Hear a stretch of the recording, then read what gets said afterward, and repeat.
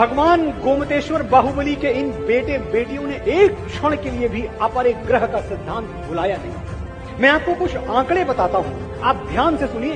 हमारे देश में 16,000 गौशालाएं हैं जहां गाय की सेवा मां की तरह की जाती है। इनमें से 12,000 गौशालाएं अकेले जैन समाज संचालित करता है।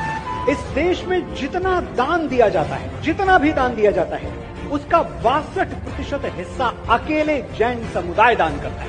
देश के इनकम टैक्स में कंप्लीट जितना भी इनकम टैक्स सरकार के खजाने में जमा होता है, उस इनकम टैक्स में 24% हिस्सेदारी जैनों की है। अगर मैं एक लाइन में बोलूं तो ये जो नया भारत है जिसके नव निर्माण में मैं और आप जुटे हुए हैं, इस नए भारत के निर्माण में 1/4 25% भागीदारी अकेली जैनों की है। और जैन गिनती में कितने हैं? 0.37%, यानी आधे प्रतिशत से भी कम।